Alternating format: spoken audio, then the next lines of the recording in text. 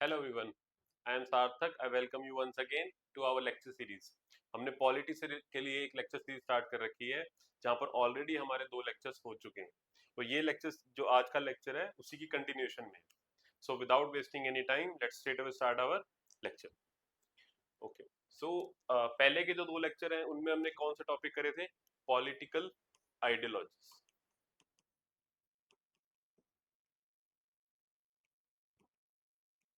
Right. अगर आपने वो लेक्चर नहीं देखे हैं तो I will seriously suggest you कि पहले वो 2 लेक्चर देख के आइए। ठीक है, ज्यादा बड़े लेक्चर्स नहीं है। आई नो टाइम बहुत प्रीशियस है, तो मैं कम टाइम में ज्यादा कवर कराने की ट्राई करता हूँ कि आप कम टाइम के अंदर सारा कुछ कवर हो जाए। सो पहले वो 2 लेक्चर प्लीज देख के आइए, जहां पर मैंने आइडियोलॉजीज के बारे में थोड़ा सा बताया है। क्या हमने सारी आइडियोलॉजीज कवर कर ली है वहां पर? सो आंसर इज नो, सारी कवर नहीं किए। बहुत इंपॉर्टेंट इंपॉर्टेंट जो बेसिक्स हैं वो डेफिनेटली हमने कवर कर ली। जो और इंपॉर्टेंट आइडियोलॉजीज हैं वो धीरे धीरे लेक्चर सीरीज में आप आगे लेक्चर्स के अंदर अंदर कवर करते चले जाएंगे, जैसे जैसे रेलिवेंट टॉपिक्स आएंगे। एक ही जगह पर इकट्ठी करने की बजाय जहां पर रेलिवेंट टॉपिक आए उसके साथ उस आइडियोलॉजी करना बेटर रहता है। ठीक है, सो इसीलिए मैंने उसको आगे के लिए रखा हुआ है कि आगे जहां पे रेलिवेंट टॉपिक आएगा वहां पर हम कवर करेंगे। ओके। सो आज का जो लेक्चर है इसको हटा देते हैं, पॉलिटिकल आइडियोलॉजीज को रिमूव करा जाए, टॉपिक को स्टार्ट करेंगे हम पॉलिटी से। ठीक है, political ideologies also basically type part of polity only. But जो बच्चे इस लेक्चर सीरीज को पंजाब पीसीएस के लिए अगर फॉलो कर रहे हैं, क्योंकि Punjab PCS is also on the मतलब बहुत जल्दी होने वाला है, उनके लिए मैं बता दूं आपका एक टॉपिक है पॉलिटिकल थ्योरी, आपके सिलेबस का पार्ट है पॉलिटिकल थ्योरीज। इसके लिए भी मैं एक सेपरेट लेक्चर सीरीज स्टार्ट करने की सोच रहा हूँ। बट आपकी पॉलिटी के अंदर भी कुछ कुछ रेलिवेंट टॉपिक्स यहाँ से आएंगे, but don't worry. As such political theories के लिए मैं एक सेपरेट लेक्चर सीरीज डेफिनेटली आपके लिए स्टार्ट करने वाला हूँ। बहुत ही जल्द, 1-2 दिन के अंदर स्टार्ट कर देंगे। ठीक है, वो भी आपके लिए अवेलेबल कर देंगे।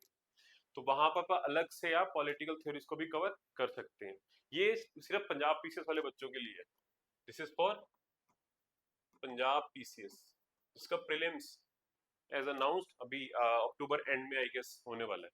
ठीक है, तो उनके लिए बहुत इंपॉर्टेंट है, तो वहां पर कवर कर लेंगे। ठीक है। सो यस, फटाफट से इसको भी हटाया जाए और फिर स्टार्ट करते हैं हम अपना आज का चैप्टर, आज का अपना लेक्चर। सो आज का लेक्चर भी जो रहेगा वो कहीं ना कहीं मैं आपको इस लेक्चर में एक चीज जरूर बताना चाहूंगा कि कैसे आपको हमारे जो आगे लेक्चर सीरीज है या फिर आपको पॉलिटी एज अ सब्जेक्ट भी कैसे आपको अपने एग्जाम के लिए प्रिपेयर करना है, क्या क्या इंपॉर्टेंट चीजें हैं उसके अंदर, कौन कौन से इंपॉर्टेंट टॉपिक्स हैं, आपको किस बेसिस पे पढ़ना है, क्या कोई बुक रेफर करनी है कि नहीं करनी। All these things will be dealt in this lecture. Okay. So polity की अगर हम बात करें, सो एग्जाम की अगर मैं बात करूं, तो अगर मैं सिलेबस बोलते हैं कि क्या क्या टॉपिक रेलिवेंट है, सर जो सिलेबस दिया हुआ है क्या सारा कुछ कवर करना है, क्या कोई ऐसा टॉपिक है जो हम छोड़ के जा सकते हैं, तो मेरा क्लियर कट आंसर है बच्चों आपके लिए कि सिलेबस में क्या है, cover everything. I know definitely कुछ टॉपिक ज्यादा इंपॉर्टेंट है। ठीक है, some topics are very important, very important in the sense उनकी वेटेज बहुत ज्यादा है। फॉर एग्जाम्पल अगर मैं पार्लियामेंट चैप्टर की बात करूं, पार्लियामेंट बहुत बड़ा चैप्टर है, बहुत इंपॉर्टेंट चैप्टर है। Every year you will see 1 or 2 questions definitely coming from this topic, right. तो बट अगेन कुछ टॉपिक ऐसे होते हैं जो कि लेस इंपॉर्टेंट रहेंगे। अब लेस इंपॉर्टेंट का मतलब क्या है कि उनको बिल्कुल नेग्लेक्ट किया जा सकता है, तो आंसर है नो, नेग्लेक्ट नहीं करना। Because again we are preparing for civil services, और सिविल सर्विस एग्जाम की स्पेशलिटी कह लो, सबसे ज्यादा टेरिफाइंग चीज कह लो, यही है कि वो अनप्रिडिक्टेबल है। तो आपका क्वेश्चन यहाँ से भी आ सकता है, राइट, आपका क्वेश्चन यहाँ से भी आ सकता है। So you need to be prepared for each and everything. And mind you, polity सबसे ज्यादा, if you ask me, polity is one of the scoring subject है। अगर आपने पॉलिटी में मास्टरी कर ली तो प्रीलिम्स, आपका मेंस, इनफैक्ट इंटरव्यू तक भी आपको डेफिनेटली वो हेल्प करने वाला है। प्रीलिम्स में और मेंस में स्पेशली आपको हेल्प करेगा, राइट। और अगर आपका सब्जेक्ट पीएसआईआर है तो क्या कहने, फिर तो आपको करना ही करना है, राइट। बट यहाँ पर हम बात कर रहे थे इन दो चीजों की, तो सिंपल सा आंसर है बच्चों, आपको सारा कुछ कवर करके जाना है और आपकी इसी प्रॉब्लम का सोल्यूशन लेके मैं आपके सामने खड़ा हूँ। आप घबराने की जरूरत नहीं है कि सर कैसे करेंगे क्या नहीं, सब कुछ यहाँ पे कवर होगा। बस आप फॉलो करते रहिए जो मैं आपको बता रहा हूँ। आई कैन गारंटी पॉलिटी आपके लिए कभी प्रॉब्लम नहीं होगा। बाकी सब्जेक्ट्स की बात अभी मैं नहीं कर रहा, मैं सिर्फ पॉलिटी की बात कर रहा हूँ आपसे यहाँ पे। पॉलिटी आपके लिए मैं प्रॉब्लम कभी क्रिएट नहीं करने दूंगा। आप बस लेक्चर सीरीज को फॉलो की, I will try my level best. All I want from you is to just follow this lectures. Lecture में जो मैं बताता हूँ, जो पढ़ने के लिए करें, यहाँ पे कोई टाइम वेस्ट नहीं किया जाएगा। Straight away we will deal with the topics. ठीक है, so I think this is clear. क्या करने क्या नहीं, टॉपिक्स की लिस्ट लेके मैं आपको बोर नहीं करूंगा आगे। आपको बहुत जगह पे और भी मिल जाएगी वो, कि कौन कौन से टॉपिक्स हैं। ठीक है, constitution, then parliament and everything. ठीक है, कॉन्स्टिट्यूशन के सारे हर एक टॉपिक्स, हर कोई आपके सामने लक्ष्मीकांत के पहले 10 चैप्टर निकाल के खड़े कर देगा आपके। ठीक है, मैं वो आपको दिखा के दोबारा बोर नहीं करूंगा। मेरा सिंपल सा आपके लिए यही है कि सब कुछ कवर करके जाना है। अच्छा, अब सब कुछ के साथ साथ एक चीज और भी आएगी आपकी।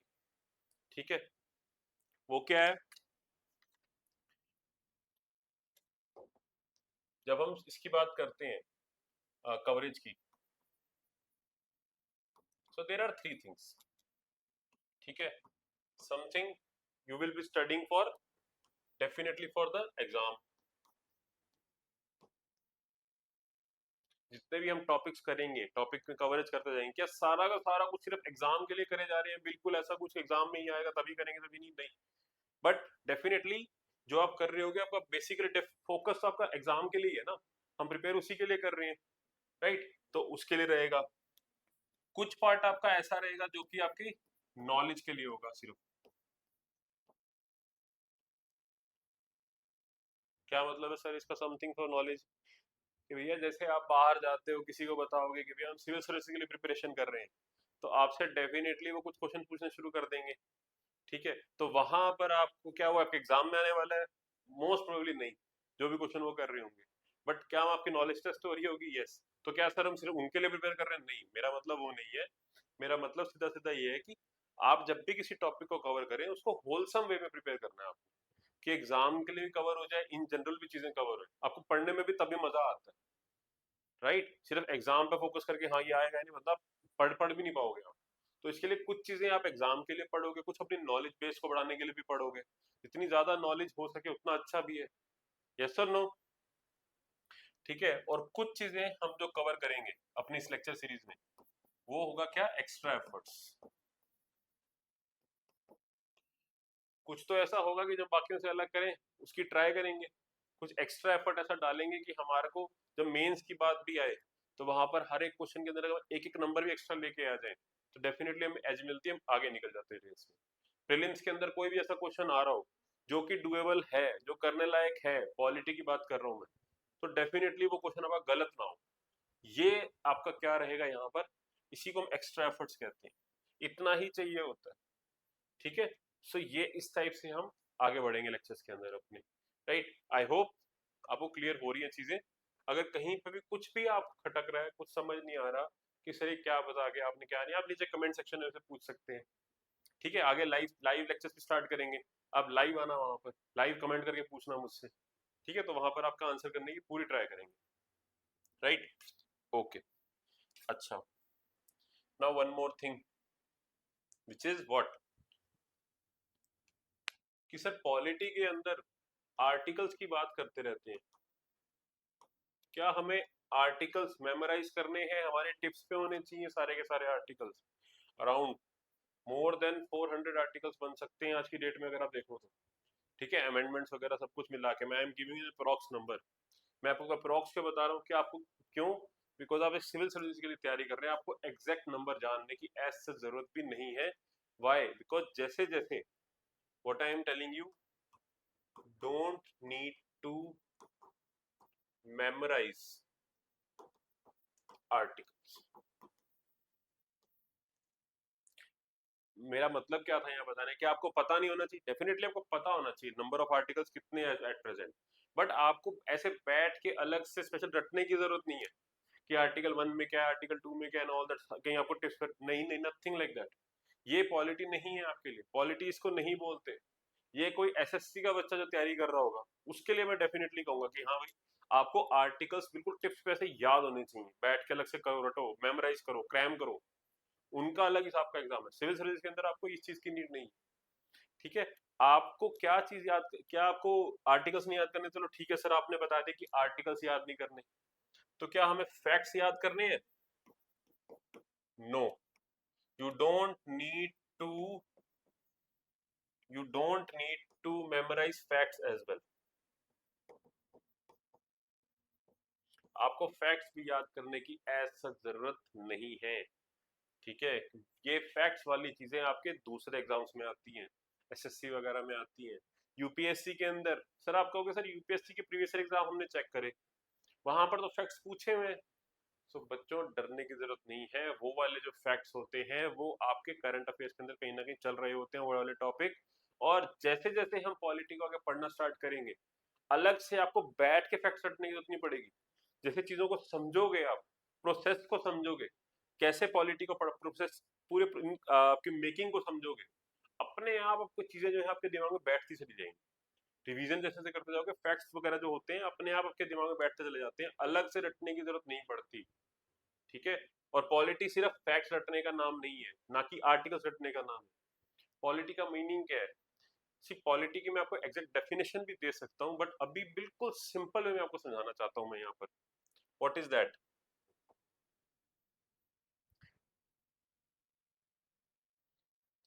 अगर हम पॉलिटी की बात कर रहे हैं यहाँ पर, तो आपको as a civil service aspirant, as a student, क्या चीज पे ध्यान देना है? आपको प्रोसेस पे ध्यान देना है। किस चीज का प्रोसेस? फॉर एग्जाम्पल, अगर हम स्टेट्स की बात करें, ठीक है, if we talk about states, तो क्या आपको बैठ के ये रटना है कितनी नंबर ऑफ स्टेट्स हैं, उस स्टेट्स की कैपिटल्स क्या है? तो मेरा सीधा सीधा आंसर है नो। अगर आप करंट अफेयर्स फॉलो कर रहे हैं, ये वाली चीजें तो वैसे ही आपके दिमाग में बैठ जाएंगी। ठीक है, लेकिन गए वो जमाने जब इस टाइप की बच्चों वाली चीजें पूछी जाती थी।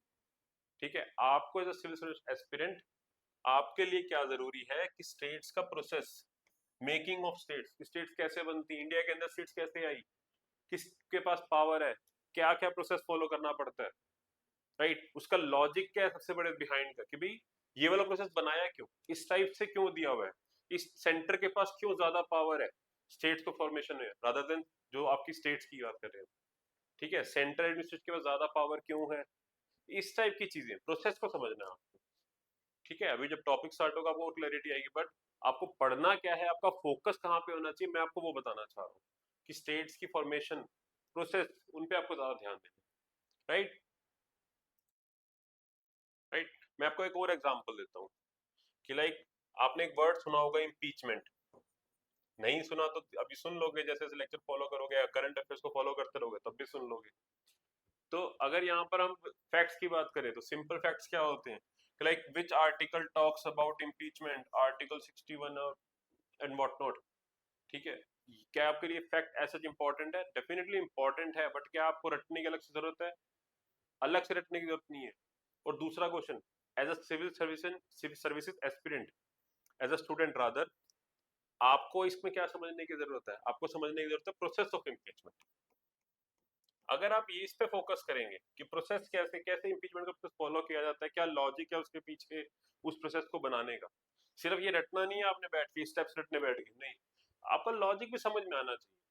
अपने आप चीजें आपको आपको यूनिट याद करनी भी इजी रहेंगी अगर आप प्रोसेस को समझोगे, उस लॉजिक को समझोगे उसके पीछे, कि भैया इम्पीचमेंट के प्रोसेस में पार्लियामेंट के पास ही पावर क्यों है, किस लिए, कौन से हाउस के पास ज्यादा पावर है, कौन से के पास नहीं है, क्या दोनों के पास इक्वल पावर है तो क्यों है, दीज टाइप्स ऑफ थिंग्स। ठीक है, तो आपको प्रोसेस को समझ, यस और no, you don't need to memorise the articles, you what you need to do, you need to read between the lines. आपको इस पे ध्यान देना, रीड बिटवीन द लाइंस। बताने में तो बड़ा अच्छा लग रहा है ना read between the lines, but समझने मुश्किल हो रहा होगा आपको कि सर आपने क्या बोल दिया, रीड बिटवीन द लाइंस, क्यों हीरो बन रहे हो हमारे आगे, सीधे सीधे बता दो क्या कहना चाहते हो। तो सीधी सी बात वही है बच्चों की, रीडिंग बिटवीन द लाइंस का मतलब होता है लॉजिक समझो इस प्रोसेस का। मैंने क्या बताया आपको, प्रोसेस समझना है और प्रोसेस के पीछे का लॉजिक समझना है आपको। रीडिंग बिटवीन द लाइंस का मीनिंग सिंपली यही है कि फॉर एग्जाम्पल मैंने आपको अभी बताया ना इम्पीचमेंट के अंदर कि पार्लियामेंट के पास पावर है, पार्लियामेंट के दोनों हाउस के पास, प्रोसेस तो सीधा दिखेगा कि भैया ये प्रोसेस है, इस पहले हाउस में इतनी इस टाइप की वोटिंग होगी, सेकंड हाउस में इस टाइप की वोटिंग होगी। अब यहाँ पे आई अगेन कि आपको लिए ये वाले वर्ड्स बड़े नए होंगे, हाउस, वोटिंग एंड ऑल, सब क्लियर होगा। ठीक है, but I am just trying to give an example. समझ आया तो वेल एंड गुड, नहीं तो आपको धीरे धीरे लेक्चर सीरीज में सबको समझ में अपने आप आता चला जाएगा। ठीक है, तो यहाँ पर जो मैं बताना चाह रहा था रीडिंग बिटवीन द लाइंस, कि भैया फर्स्ट हाउस में फिर सेकंड हाउस में, अब यहाँ पर रीडिंग बिटवीन द लाइंस का मतलब क्या है कि ये ऐसा बनाया क्यों हुआ है कि दोनों हाउस के पास ऐसे स्पेशल मेजोरिटी में वोटिंग क्यों कर रहे हैं, वो वोटिंग ऐसे अलग टाइप की वोटिंग क्यों होती है यहाँ पर, दीज टाइप्स ऑफ थिंग्स। ठीक है, this is called reading between the lines. तो आपका फोकस बेसिकली इस पे रहेगा, आपका फोकस रहेगा process of making of constitution. ठीक है, दैट इज पॉलिटी। अब एग्जैक्ट डेफिनेशन क्या पॉलिटी की, मैं ऑलरेडी ऐसे पहले भी बता चुका हूँ इसके बारे में। ठीक है, बट ठीक है, आपके लिए फिर भी बताएंगे हम।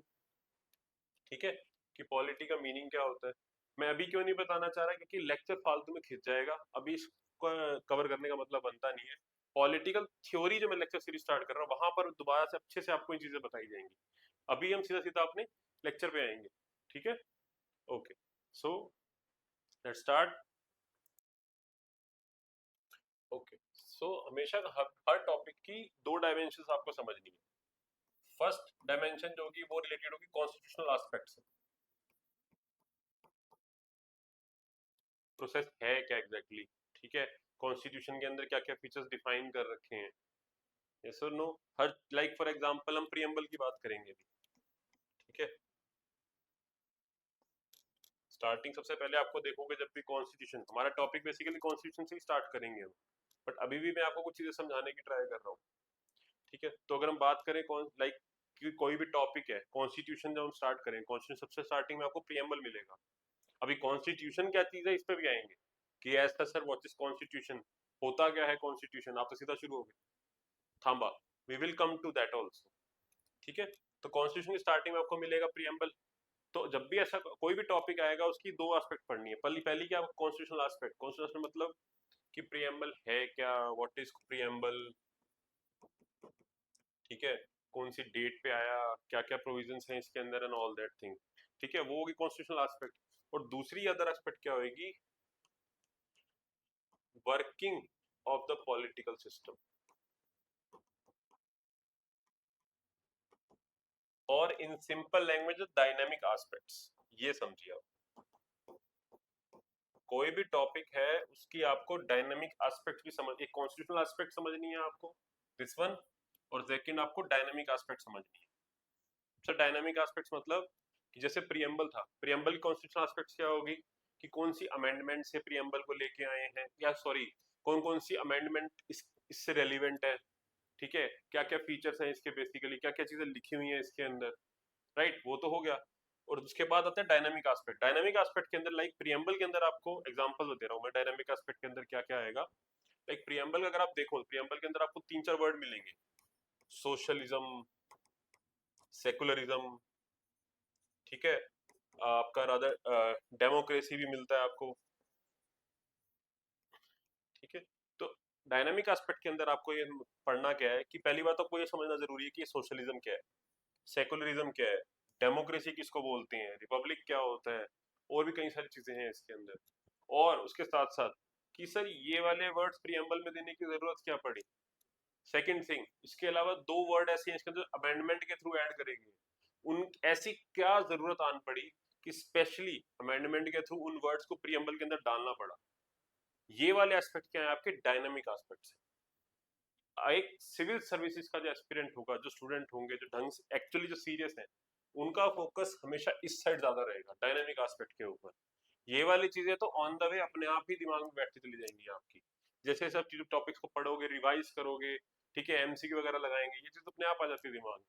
लेकिन ये जो अंडरस्टैंडिंग वाला पार्ट है, जो डायनेमिक पार्ट है, आपका फोकस असल में इस पे ज्यादा रहना चाहिए। ये चीजें क्लियर है तो सब कुछ क्लियर है, पॉलिटी क्लियर है, फिर आपकी कोई नहीं रोक सकता पॉलिटी आपकी।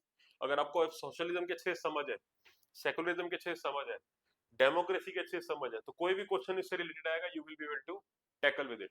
और अगर आप प्रीवियस ईयर क्वेश्चन उठा के देखो तो बहुत सारे क्वेश्चन पूछता है यूपीएससी, डायनेमिक एस्पेक्ट में बहुत ज्यादा जाता है, और जाना भी चाहिए, क्योंकि सिविल सर्विसेज एग्जाम आपका एक एनालिटिकल एग्जाम है, फैक्ट फाइंडिंग सॉल्यूशन नहीं है यहाँ पर, ये एनालिटिकल है, एनालिसिस करना पड़ता है। और एक ठीक है, तभी उनका जो फोकस है इस पे रहेगा, और ये आपके लिए एक अच्छी बात भी है। एक यूपीएससी के एस्पिरेंट और एक एसएससी के एस्पिरेंट में डिफरेंस होना भी चाहिए। और वही जो है आपका यूपीएससी जो है एस्टेब्लिश भी करता है, अगर आप उनका एग्जाम देखें तो, right. Okay, and one more thing, right now आपका जो फोकस है प्रीलिम्स पे थोड़ा ज्यादा होना चाहिए, मेंस को भी रखो।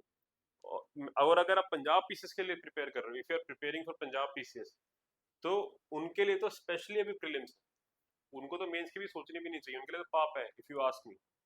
पूरा पूरा फोकस प्रीलिम्स पे डालो, ठीक है। लेकिन अगर आप यूपीएससी के लिए प्रिपेयर कर रहे हैं, ठीक है, जो नेक्स्ट ईयर होने वाला है, तो आपका मेनली फोकस प्रीलिम्स पे ज्यादा हो, मेंस को भी साथ साथ लेके चलना है, ठीक है। मैं हमेशा अपने स्टूडेंट्स को बताता हूँ कि वो हमेशा पूछते सर मेंस करें प्रीलिम्स करें, ठीक है। कई बच्चे तो ऐसे महान होते हैं जो इंटरव्यू तक के सोच के बैठे होते हैं अभी से, स्पेशली जो फर्स्ट अटेम्प्टर है, उनके लिए तो मैं सीधा सीधा कहूंगा ठीक है भैया मेंस भी जरूरी है, आई एग्री, मुझे भी पता है, but prelims is the key to mains as well. Prelims की प्रिपरेशन आपकी ऐसी होनी चाहिए कि मेंस में भी आपको हेल्प कर रही हो।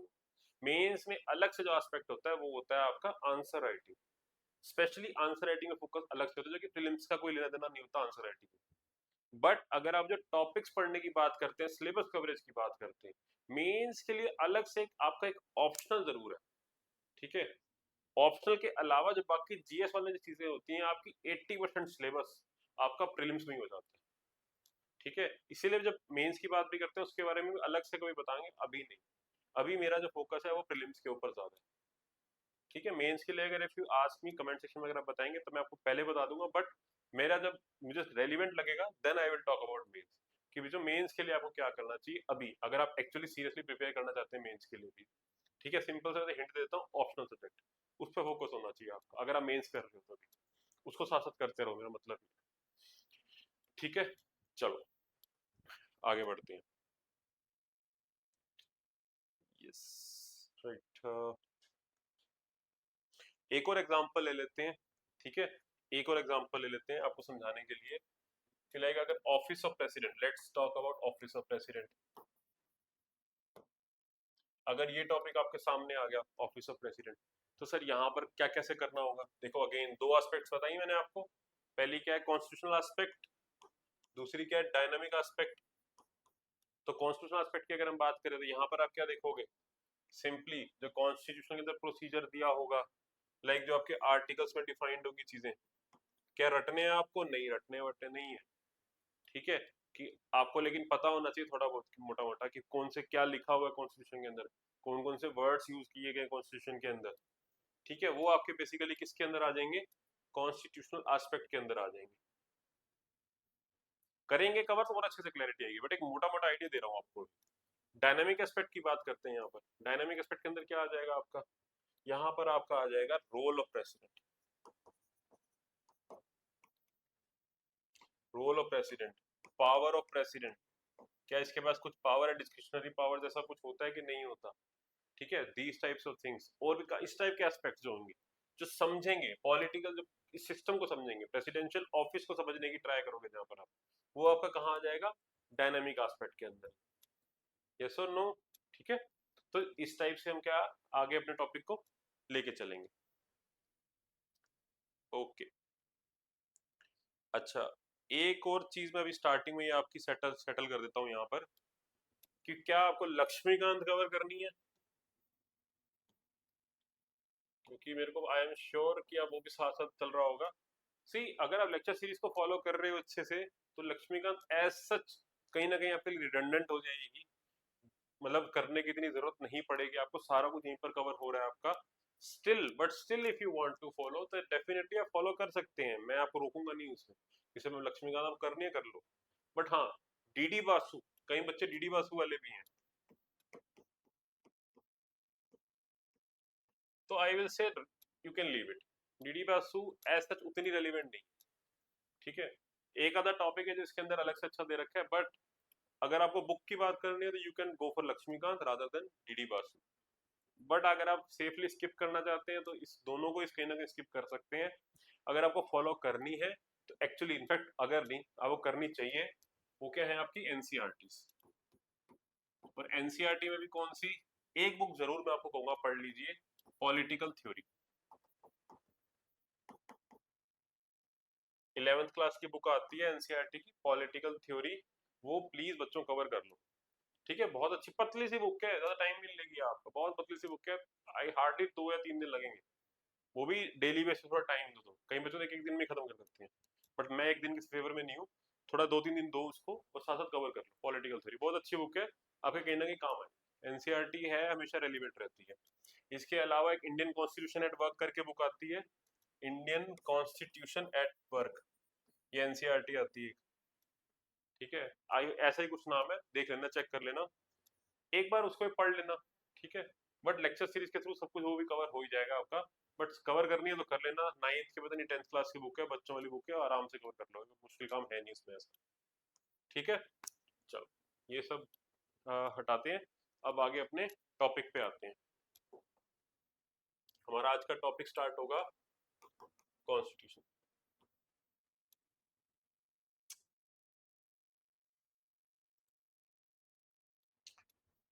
Okay, I will do one thing, ठीक है। इस लेक्चर को आप एक और लेक्चर में डिवाइड कर रहा हूं मैं, आप इस लेक्चर को यहीं पर एंड कर दीजिए, इस लेक्चर को यहीं एंड कर रहा हूँ। एक और लेक्चर है उसी कंटिन्यूशन में रहेगा अभी, ठीक है। तो आप इस टॉपिक को आगे शुरू कंटिन्यू करेंगे। आज के लिए इतना ही, एक बेसिक आइडिया जरूर दे दिया मैंने आपको। I was thinking of continuing this lecture, ठीक है, बट नेक्स्ट लेक्चर से कंटिन्यू करेंगे इसको, right. So with this I will,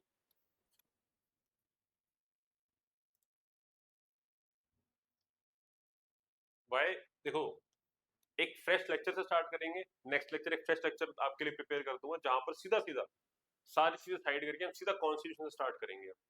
यही रीजन है कि इस लेक्चर को यहीं पे एंड करना चाह रहा हूँ।